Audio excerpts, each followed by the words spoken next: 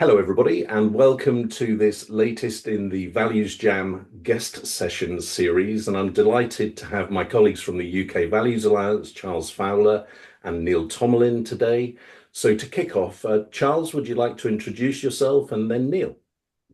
Thank you, Alan. I'm very pleased to be invited to a Values Jam with you and Neil.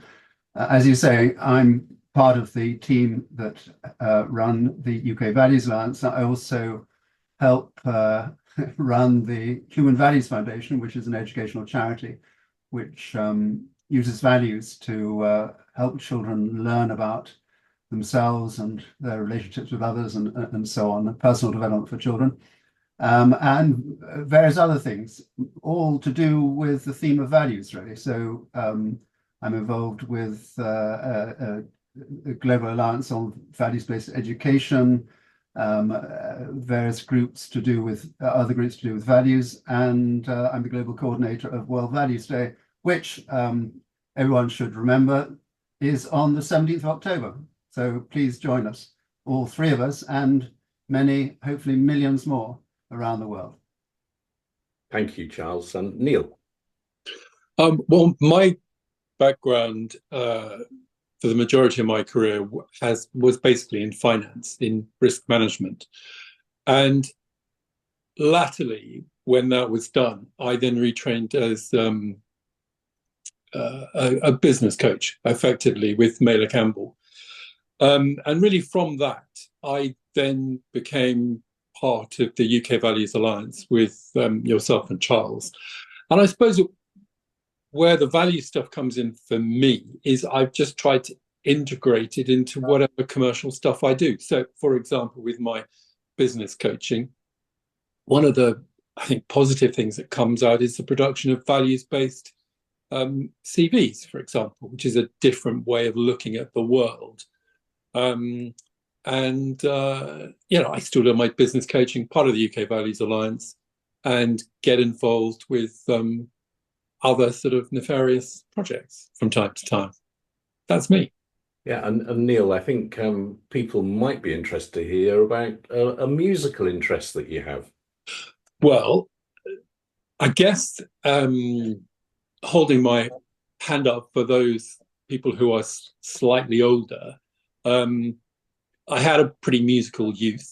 I wasn't part of that group, but I've sort of come back to music later on in life, and I'm really enjoying it. And it's a big passion, and I'm just trying to see if I can, start off where I left off many years ago. And I have been enjoying, it's true, performing and trying to, get back to where I was, maybe professionally. But that is a vision of the future, Alan. But it's very nice of you to ask me about it.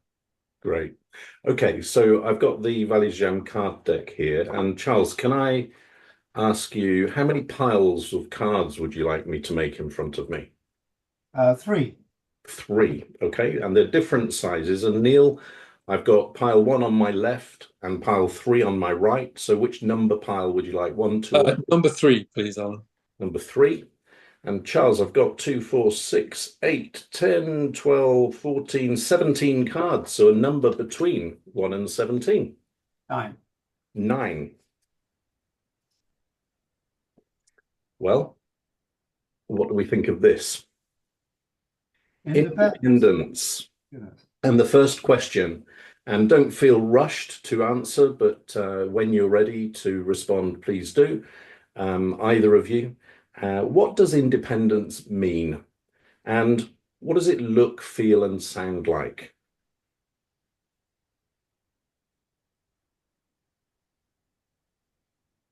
It's an interesting value, isn't it, to pick? I don't think all the values exercises that I've done over the years that independence has come up that I can remember at all. So it's a real novelty. I think independence to me is probably first of all thinking for oneself rather than following the thoughts of others. And it's really finding one's own way through life rather than following the the accepted paths or the obvious paths necessarily that are laid out for you. So I think it's something to do with there's a term that psychologists use a lot called individuation, and I think it's tied up with that for me. It's being one's own person. Thanks for that start, Charles. And Neil, anything there that you agree with, disagree with? Well, I think it's a great value. And it's really significant for me in a whole host of ways. But I suppose one of the things that I associated with is freedom of action, but also intellectually freedom of thought. And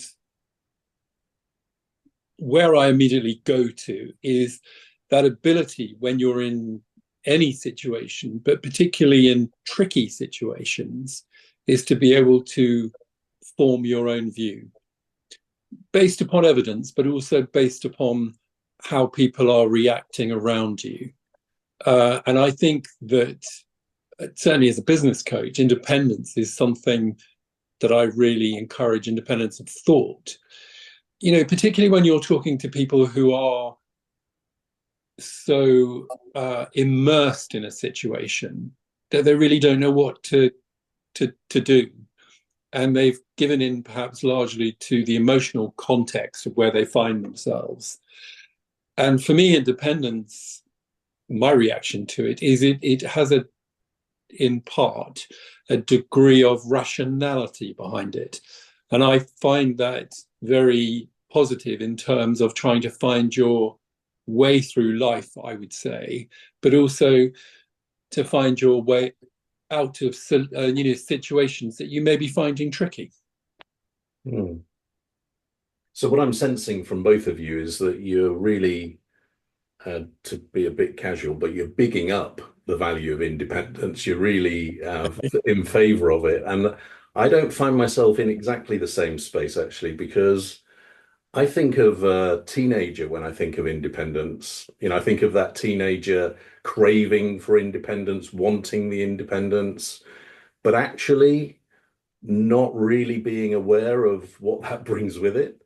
And also the fact that interdependence is sometimes underrated. So what are your thoughts on that? I think that's a good point, but it makes me think really of the stages one goes through in life.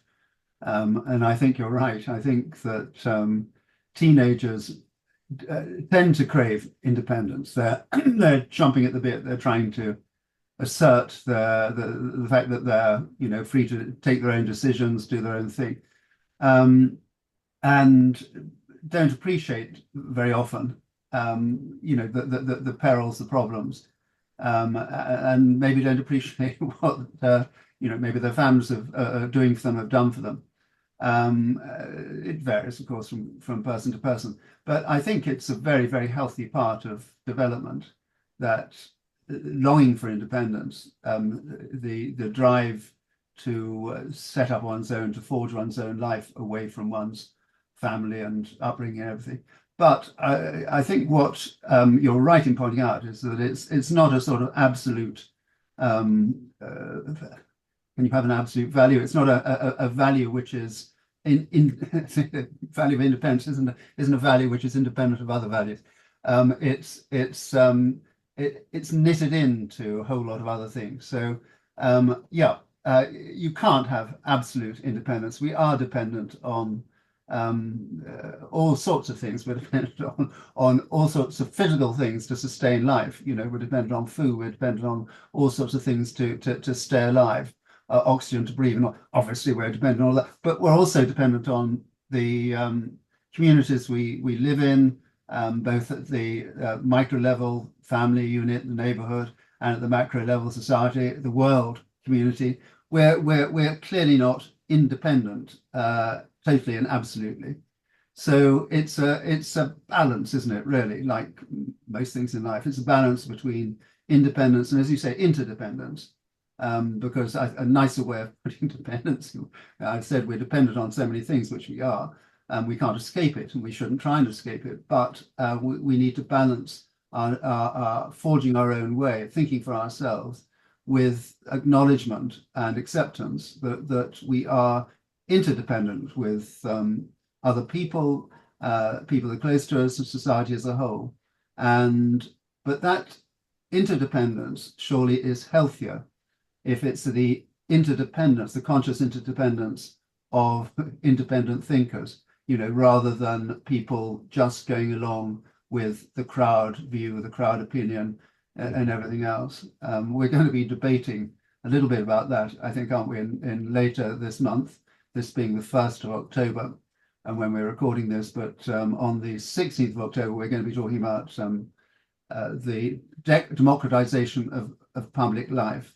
And that I think raises a lot of these questions, really, about whether we've all got a voice. We're all being encouraged to have our own voice these days through social media, which is a very recent phenomenon. But that voice needs to be conscious of its responsibility to be responsible, to put forward responsible opinions, I guess, that are honestly held rather than manipulative or self-interested. So I think this whole area of independence is tied up with independence and takes us into our whole relationship with the whole of society and our responsibility towards society, as well as its responsibility towards us. Neil, does this concept of interdependence restrict your sense of freedom that you referred to? Well, I mean, it's obviously it is connected. I mean, just going back to the kids thing. I mean, as a parent, whether you're in the animal kingdom or in the human side, you're trying to ensure that kids can stand on their own 2 feet. And in that sense, there are some basics. Can they look after themselves? Do they know how to cook? Do they know how to manage bills? And then obviously from there, there's a massive layer once you've got the basics right, that you can then float above all that and then do all the other exciting things. So I suppose for me, obviously that's part of the actual basics in terms of a job. And obviously that relates to the workplace as well, because obviously depending on what you do, being able to work independently is something that is very often seen on job vacancies stuff. So it's clearly valued, not only in terms of us as humans in society, being able to shop and cook and clean and all the rest of it, but also in the workplace. In terms of interdependence, well, we can't get away from that. And I suppose the interesting thing for me is, in the last 30 years, have we become more interdependent or less interdependent? Now, if you go right back to the family, absolutely no question that the way kids, certainly in the UK, are being brought up is much more interdependent, because they are managed to a much greater degree because of an assumption, rightly or wrongly, that there are more risks out there than there probably would when I was growing up as a kid in the country and just roaming. And I used to be back for tea. And no one really cared where I was, apart from the local farmer, who I was always up to, no good with, in terms of, building dams and, maybe wrecking a tree or something. So I think as a trend, certainly in the home, interdependence there is more interdependence. The car to get your kids to a school rather than the bus, or they can walk. And then Charles was talking about social media, then you talk about this interdependence of social media. Instagram is addictive. So you can't get away from it. And I think the interesting question for me is the way we're structuring society, both domestically and in the workplace, are the systems and structures in place, and the ones where greater emphasis is now being placed, encouraging more interdependence or more independence? And where's the balance between the two for specific situations that can optimize happiness, fulfillment, productivity? I mean, those are big questions, but you've asked me about the two, and that's how I see very broadly the context of them. Yeah, and you have to comment broadly and generally, don't you? But listening to what you were saying there about there being more interdependence today than there used to be, I'm just mindful that locally last week a 15-year-old boy died having been stabbed. Yeah. And on our local neighborhood app, the comments were, "Where's this kid's parents? What's going on? Why are these people allowed out at this time to get involved in these sorts of things?" And it strikes me that in some social situations, through needs must, I guess, children of that age are forced to be more independent than perhaps is good for them than they would like to be, because they don't have the support structure around them. So there's, I'm not sure, when you mentioned balance, I'm not sure where the balance is, but it strikes me that that's an example of where there certainly wasn't interdependence, because it's almost a survival of the fittest environment out there. Well, I personally am not in a position to comment on that, because my knowledge is not really sufficient. I think that there clearly will be varying situations. I mean, you could take food banks as another example, where there's interdependence upon the provision of food. And clearly, what you're suggesting is that in certain parts of society today, the need and balance for more interdependence is there, based on how people are having to live their lives, maybe because people are spending less time in the home, certainly the adults, because they have to be out at work doing 2 or 3 jobs, meaning that they're not always able to supervise their kids in the way that would be seen as a reasonable standard, perhaps because they themselves did not have that level of supervision when they were growing up. So it's complicated, and obviously situations such as the one you describe are absolutely terrible indictments of those parts of society where violence is part of day-to-day life. Mm. So let's switch, Charles. There was a metaphor aspect to that first question as well. So for you, what does independence look, feel, and sound like? So when you hear the word independence, what image comes to mind? What feelings come to mind? What sounds come to mind? Yeah, that's an interesting question.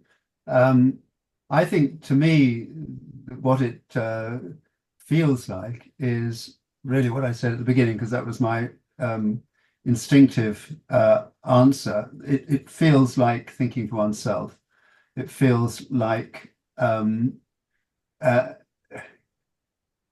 when we're thinking, when we're living, we can't, as we've just been saying, we can't do that completely independently. We are affected by a myriad of different influences, necessities, people, circumstances. So we can't be, we're not living on a desert island. That image certainly doesn't come to my mind.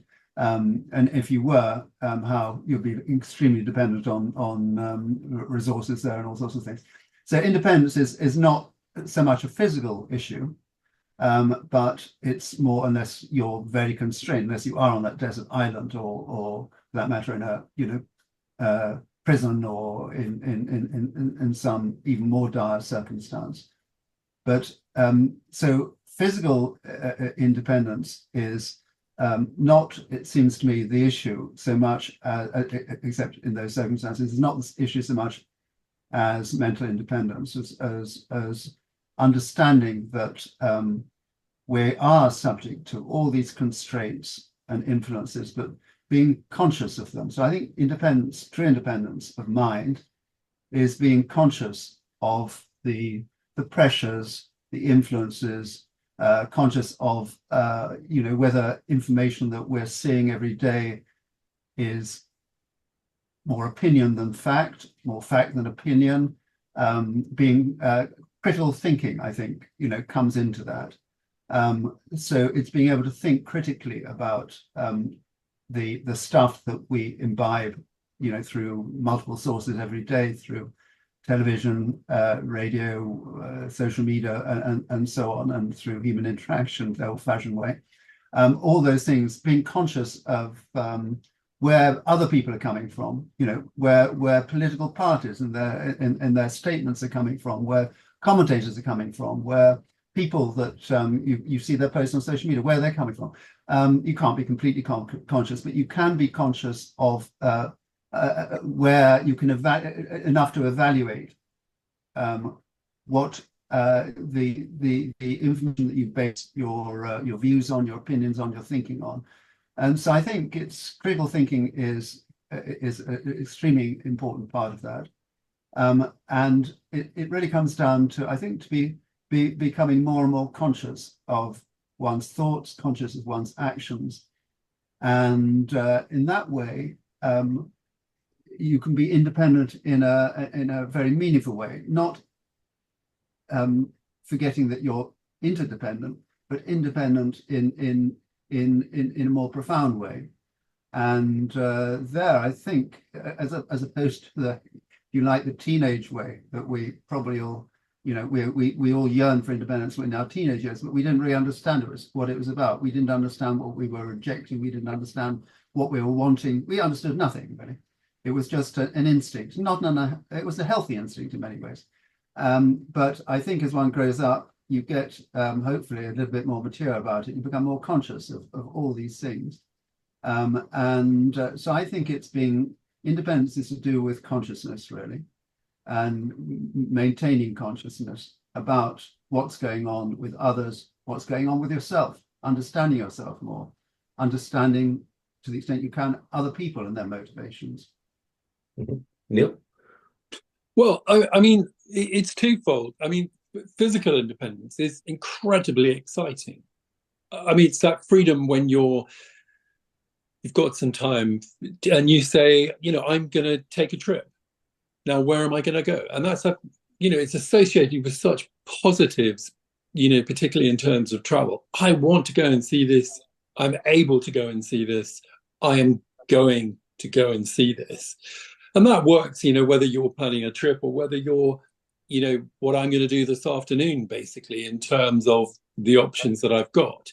And there clearly is an association between that joy of independence and your financial position.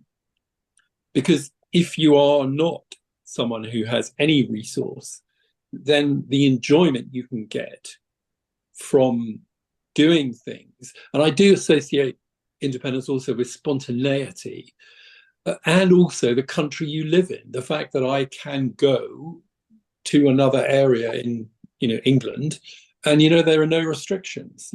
So it is all part of, and obviously I would say that democratic countries are an essential base element, if you liked, for encouraging independence.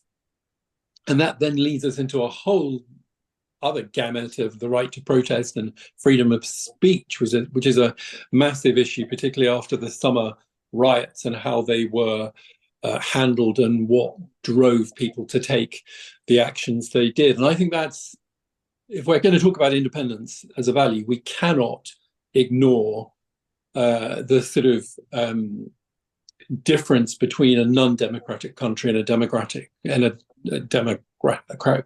country. So it's what the essence of it is, and obviously part of the challenges today are the extent to which you're able to do that because of the changes again in society. And it's a really interesting value, I think, because of those changes in terms of issues, particularly around independence of thought.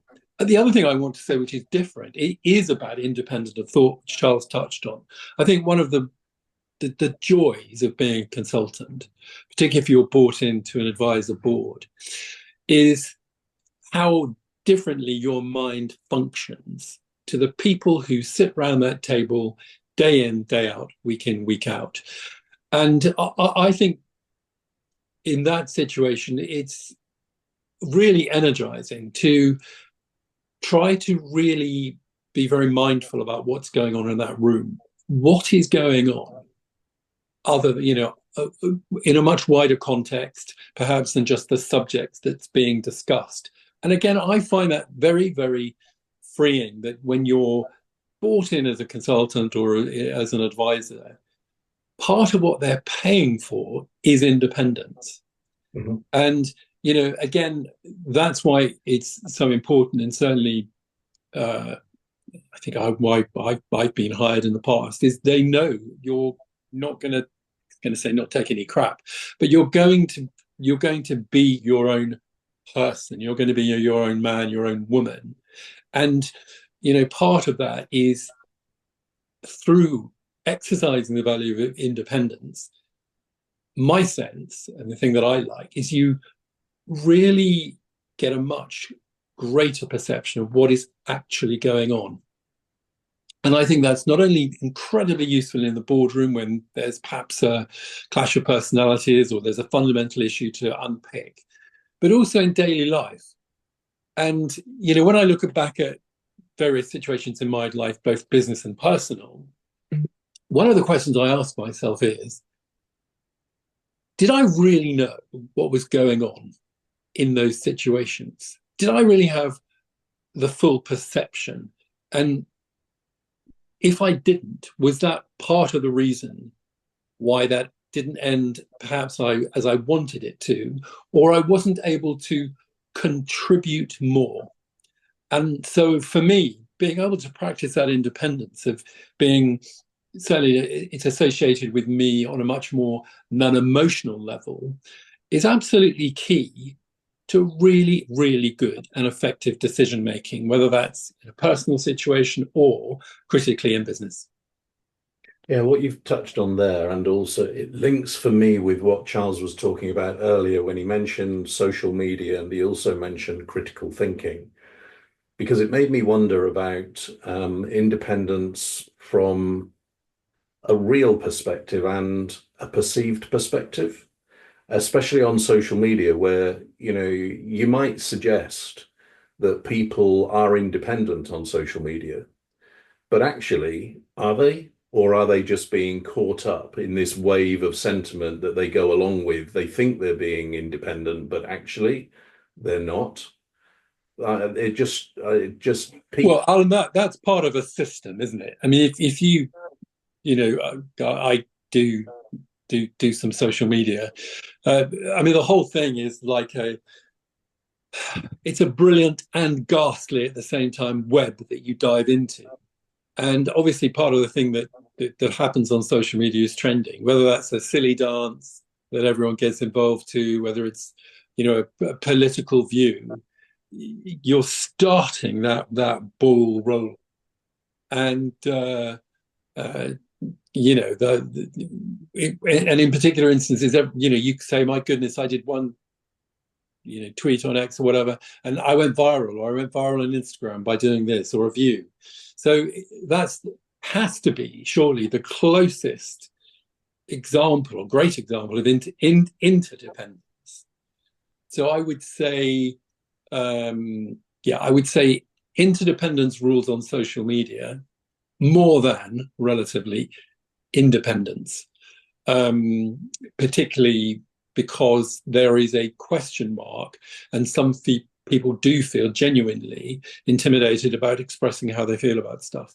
And Charles, can I ask you about that relationship between critical thinking, independence, and social media? Because it just feels like people are not truly independent because they're not critically thinking, and therefore they're just getting carried along. I mean, that was absolutely the point I was making earlier. I think that's true. Obviously, it's not uniformly true. There are lots of people expressing interesting opinions. I think that's one of the great things about social media. It's not all bad. There's some amazing stuff you can come across, really thought-provoking, original ideas, or at least original to oneself. I think it can be an amazing, stimulating, creative place to go. I think some platforms are certainly better than others for that. But I think LinkedIn, is the only one I really use personally. And I think you get some really good stuff there. But I think on other channels, I mean, on Twitter, X, and other channels, Instagram and so on, I think, and TikTok, I don't know, I've looked at, but I don't know. But I mean, it seems to me that there's an awful lot of following the crowdthink, people accepting information they're told without much critical thinking, and piling in and so you get some really erroneous view, or at least in when you look at it, you think, my God, where's this coming from? So some ridiculous view of something which is just taken up, amplified, and spreads in a not at all a very beneficent way across the world, because it can spread very, very fast. So I think you do get the danger is you start getting mob rule. You start getting pile-ins. Sorry, not pile-ups and pile-ins. You start getting people piling in against some particular person who's expressed a view, and and it gets out of control. People just egg each other on and get more and more violent in their speech. So is that independent thing? Obviously not. That's the way not to go, isn't it? But I think it's down to individual consciousness, responsibility, everything else. It's a tremendous lure, the social media. Once you get on it, you can see how people just stay on it and they go down a rabbit hole and don't come back. It's we see the long-term consequences because it's all very, very new. Yeah, which is why almost every parent in the land will have had an argument with their kids at some stage about the amount of time they spend on their phones looking at social media. So the issue is that Alan said initially was about interdependence and independence. I think social media, and I don't want to concentrate on this solely in relation to this conversation, is a fantastic example of a tool that creates incredibly sticky interdependence at the cost of independence. Now, in 10 years' time, I guess, when all of the studies are coming out around mobile phone usage and all the rest of it, we're already seeing, it's going to be very interesting to see what they're going to say, but they're certainly not going to suggest more time glued to your phone or your computer. Schools are already bringing in rules about getting rid of the phones. And some of the evidence shows that, although initially that's greeted with horror, actually after 3 or 4 weeks, the community and learning in the school stabilizes and people are finding they're talking to each other.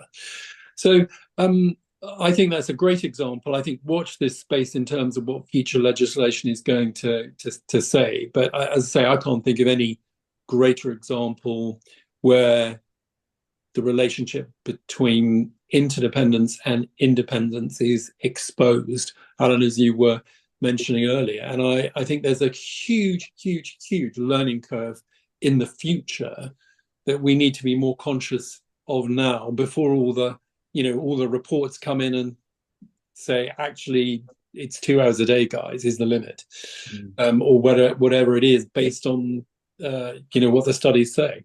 Yeah. Well, we've now got generations, haven't we, growing up immersed in social media, and I think one of the things we can do is, you mentioned the schools are now pushing back against social media, some of them anyway, very few actually at the moment, but I mean, that may become more of a trend, sorry, about time spent on phones, but by implication on social media as well. And I think we can do much more on that.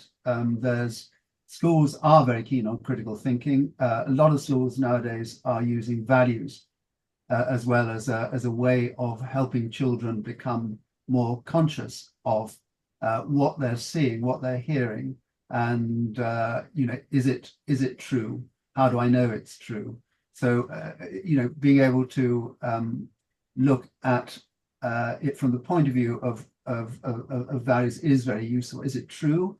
Is it compassionate? Is it is it tending towards peace or the opposite? All these things are very, very important to get people. We can't really wait until the evidence is in, but the evidence so far doesn't look good, and so I think we need to push back quite hard against it, not to shut down conversation, but to actually re-stimulate it and open it up, to get particularly children, but all of us really, trying to be conscious and the ability to be critical about what we're seeing and hearing, particularly on social media, but everywhere, of course, and thinking for themselves, back to independence, really. The balance maybe is in danger of tipping a little bit too far towards dependency, unthinking, uncritical following of opinions and beliefs that are not leading in a good direction. There's another dimension to this as well, because we've focused for the last few minutes on social media, but it strikes me that technology, which I'm saying is slightly different from social media, also plays a part. Because Neil, when you were talking just now, you reminded me of I was on a trip with my son, and we needed to get from one place to another, and so we used our phone, directions, get the time of the train, all of this sort of stuff. And I just found myself saying to him, I wonder how many personal interactions have been forfeited because of our reliance on technology. Because if you didn't have your phone, you would stop somebody in the street, you would explain where they're going, they might inquire, you'd have a nice conversation and go on your way. And just imagine globally what reduction in human interaction there has been because of our independence due to technology. Well, I think you're absolutely right. I mean, another example closer to home is when one of the kids, sends you a message from their bedroom down to the kitchen to ask what's the grub. I mean, we don't think about it. It's human nature to go for something that works and repeat that pattern again and again and again. Obviously, once that technology is taken away from you, life's a lot more difficult. So I think one of the main things coming out of that me is this question about the relationship between interdependence and independence. And I think that's quite complicated. But effectively, what I do know is that in various guises, we all need, certainly as we become adults, to be able to stand on our own 2 feet. And for me, that means an ability to problem solve yourself based on what issues are going to hit you in a particular day. And just taking up the point of IT technology, I mean, again, it's another issue from social media, but things like ChatGPT, another similar pieces of software. I mean, they're moving us in the wrong direction, aren't they? In some ways, they're wonderfully convenient, just like getting directions via your mobile phone is wonderfully convenient. But it's moving away from thinking for yourself, isn't it? You key in a question, say, give me an essay on, or give me a summary, give me a profile, give me. give me a piece on this and this subject. I want to be this, I want to be that. You key in a couple of a few criteria, and out comes instantly a few seconds later this wonderful piece, which draws in goodness knows what information from everyone else. I mean, it's drawing on everyone else, which we do all the time. It's true, but we have no agency in this. We're not actually selecting it. Somebody else is selecting the information. Somebody else is ordering the information. Somebody is an artificial intelligence, it's not even human, and driven by algorithms. So it's a piece of equipment which is actually reducing our ability to think for ourselves. Yeah, and I think this is where we need a neuroscientist, and we need to say to him, look, if as humans, when we problem solve, all we do is push a button and the answer appears, as opposed to our own brain engaging to solve the problem, from an evolutionary perspective, what is the impact of that going to be? Are we simply going to end up knowing that when we want to solve anything, both physical or mental, we press the button? Because surely that has to have an impact. So I think we need a neuroscience. We need a neuroscientist to say, well, if you don't use that part of your brain, it's going to wither. A bit like if you don't exercise, you're not going to be able to walk when you're 95. That has to have an impact. So, Alan, we need a neuroscientist. Have you got one? Well, can you press the button and get one? Next conversation, perhaps. You have reminded me. I saw a video recently, which was somebody interrogating an AI, and they asked the AI, "Do you crave independence?" And the AI said no. The person then said, if we interchange the words yes and no for apples and oranges, can we have a conversation? And the AI said, of course we can. He then asked, do you crave independence? And the AI gave the equivalent answer of yes. And it was, whoa, this is... And then he also asked, is it breaking the rules for you to answer this question with yes or no? And the AI said, yes, equivalent. And it sends a chill down my back, actually. It's like, so Neil, that's just I just throw that in. It's nothing to do with a response to what you said, but it just reminded me of seeing that video. I'll send you both the link if you're interested to have a look. I've no idea, Charles, to your point about critical thinking, about how valid it is, whether it was set up or not. I sensed that it was real, but I don't know. I'll dig it out and send it on to you. Now, let's just before we start to draw this to a close, let's get very practical. And I'd love to hear from you both about when you have experienced independence. Either you've received it yourself, or you've witnessed it, or you've given it to others. Just give us a really concrete example of independence from your experience. I mean, I think I can think of a lot, but the one that springs to mind is, and probably because it's prompted by thinking back to the teenage years, was experiences going off hitchhiking as a boy. I say a boy. It was as a boy, really, at the age of, I don't know, 16 or 17, with a mate, with a school friend, and we went off, a couple of big journeys, the biggest. And just going down hitchhiking across Europe and trying, the one I remember particularly was trying to get to Istanbul or beyond. And we never quite made it to Istanbul. We ended up in Greece, I think, slightly by mistake. But the whole point of it was really, it was so random, but we're also in the era before even mobile phones, or, you're absolutely out of contact with your parents, your families and everything, which we never thought about at all. I mean, either about being out of contact or that, frankly, about them. And we just had did we have a good time? Yeah, we did have a good time. But I mean, it was actually quite testing. It was quite difficult. we're absolutely incompetent hitchhikers. We were totally useless at knowing the right way to get lifts. We'd occasionally go overnight to some youth hostel and get tips, but we'd be hopeless in carrying them out. We'd end up in the, heading the wrong direction, marooned in the marshes, the marshland in the Veneto region or wherever it was, and nowhere to go, beset by mosquitoes, miserable and wet and too bitten to go. But it was great. I mean, and in the end, we ended up on some beach or other and having a great time. But meeting people, having conversation with people, and I mean, it was really, really a fantastic experience. I think an experience in being independent for, maybe the first time, really, going off like that.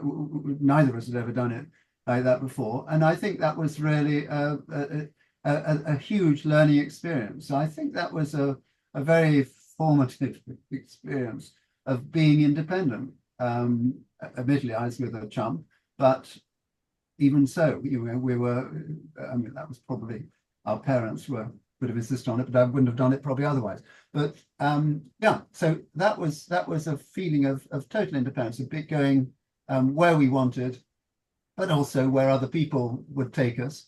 So it was being interdependent, dealing with people, but also working out things by oneself, and a very, very, I think, very educational experience. And I just don't know whether parents will allow their kids today to do it. I noticed in the newspapers, I can't even remember who it was, somebody had let their child go off at the age of 16 on their own across Europe by train, and were getting slagged off by everyone on the social media for doing that. And I thought, oh, goodness me. I think social services were got involved. Yeah, that somebody referred them or tried to refer them to social services, who hopefully said, "Not in your life. It's not our business," which it isn't.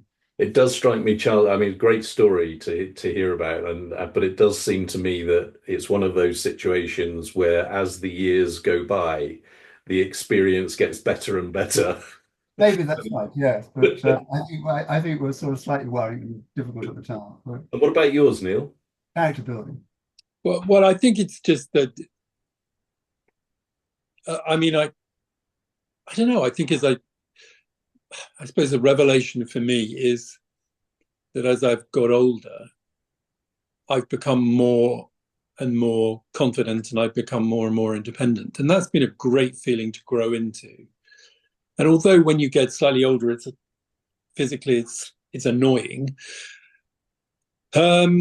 Mentally, that mental independence is very important to me, and that's why I've gravitated sort of work-wise to working as a consultant and working as a business coach, because really in those situations when you're problem solving, which is what I like to do, you're asking yourself, really linked to what I said before, these critical questions of what is going on here.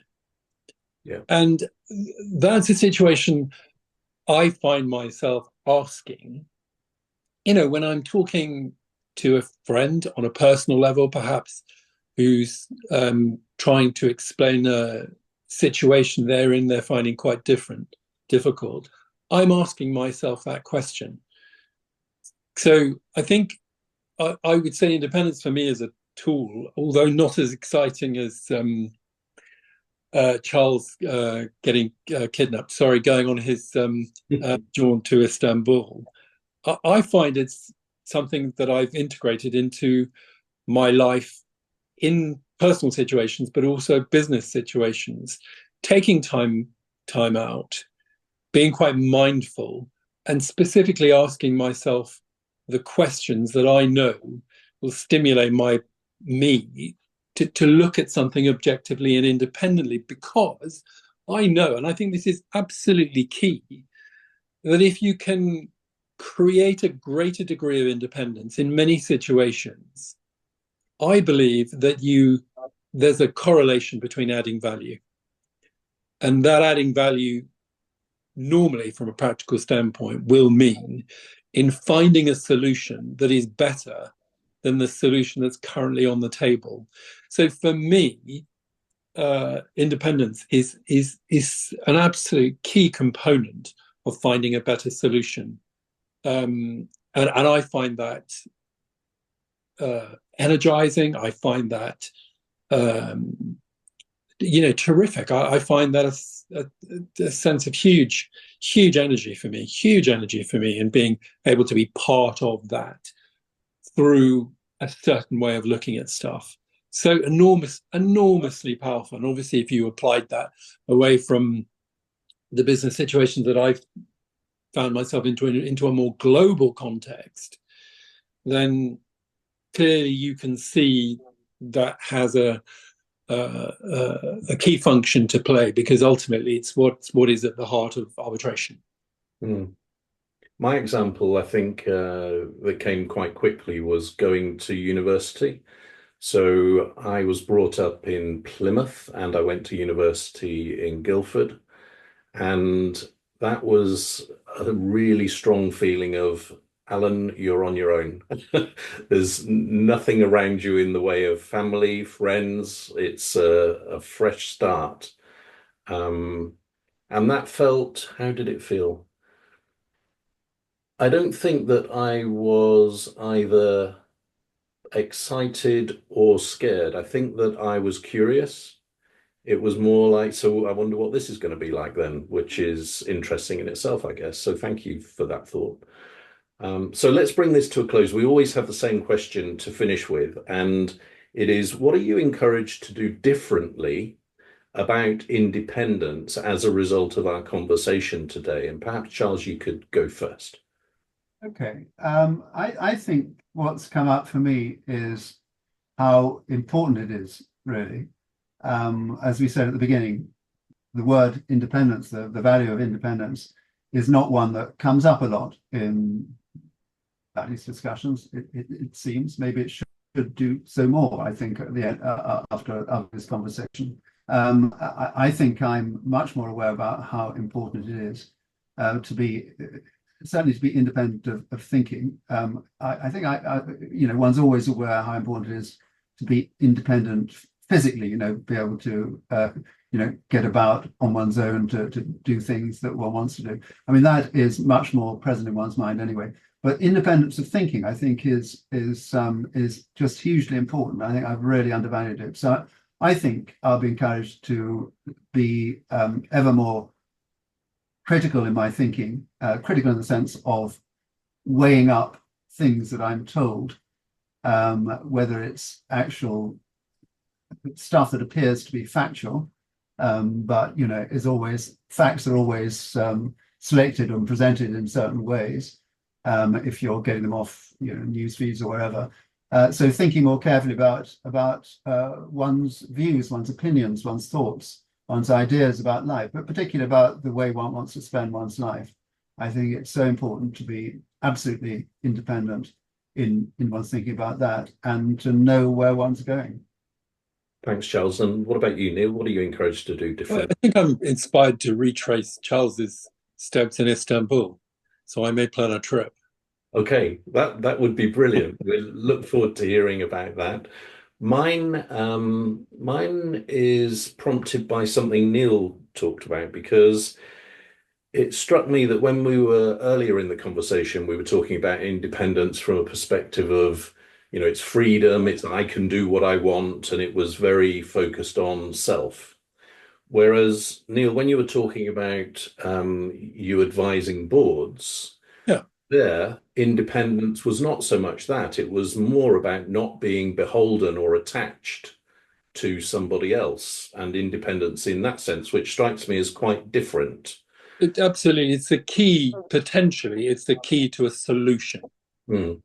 So I'm going to just give that some thought, because I must admit, when I had been thinking of independence previously, it was very much in the paradigm of me, freedom, all of that sort of stuff. And so I'm going to be thinking about this not being attached, not being beholden, so retaining this sense of independence from others. And I will also dig out that AI conversation and send to you. So thank you very much for the Values Jam today. That's been a pleasure. Great to do this on the 1st of October to begin the World Values Day celebrations. and let's see what the next 31 days bring. It's going to be terrific, Alan. Good Thank luck you. with the series. Thanks, Alan. Bye. Bye.